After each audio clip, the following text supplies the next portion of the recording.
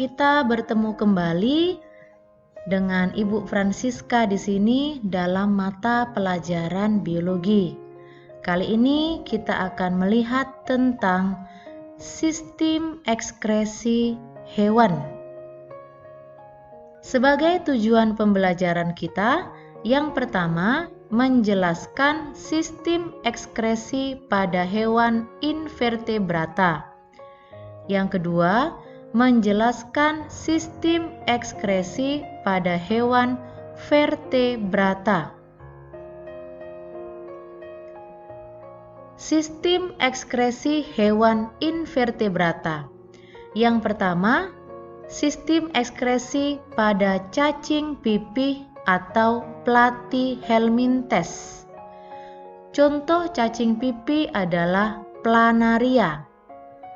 Ini adalah gambar cacing planaria dengan alat ekskresinya yang disebut dengan sel api. Ini adalah sel api yang memiliki nukleus dan juga silium. Sel api terletak di sepanjang lateral tubuh planaria, baik sebelah kiri ataupun sebelah kanan samping tubuhnya.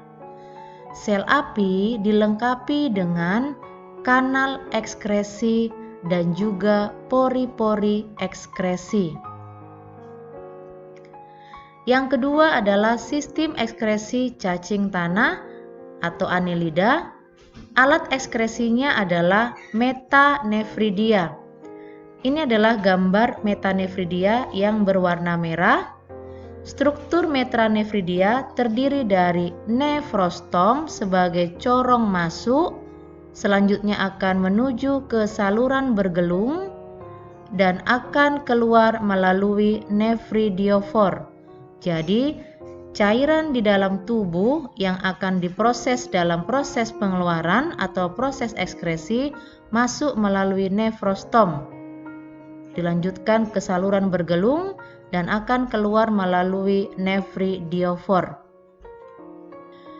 Yang ketiga, sistem ekskresi pada belalang. Alat ekskresi pada belalang adalah pembuluh Malpighi.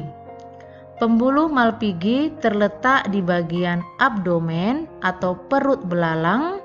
Ini adalah abdomen atau perut belalang.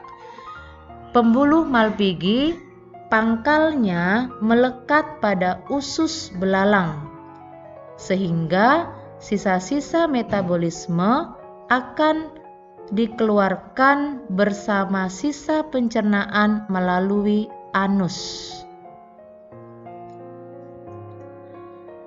Yang kedua, sistem ekskresi pada hewan vertebrata.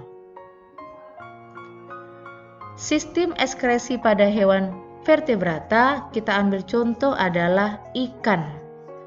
Yang pertama, sistem ekskresi pada ikan air tawar. Diperhatikan gambar di bawah ini.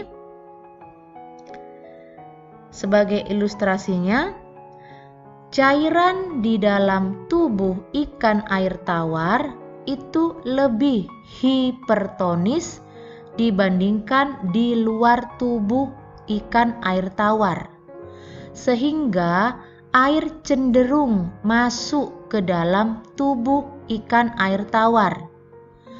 Untuk menghindari kelebihan air, maka ikan air tawar sedikit mengambil air atau sedikit minum dan banyak mengeluarkan air. Bagaimana dengan sistem ekskresi pada ikan air laut? Nah, diperhatikan gambarnya, ilustrasinya seperti ini. Cairan di dalam tubuh ikan air laut lebih hipotonis dibandingkan di luar tubuh ikan air laut.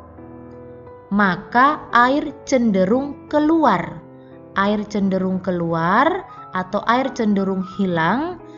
Untuk menghindari dehidrasi atau kekurangan air, maka ikan air laut banyak mengambil air atau banyak minum dan sedikit mengeluarkan urin atau sedikit minum. Demikian perbedaan sistem ekskresi pada ikan air tawar dan juga ikan air laut. Dan demikian penjelasan untuk sistem ekskresi pada hewan. Semoga dapat dipahami dan dapat dimengerti.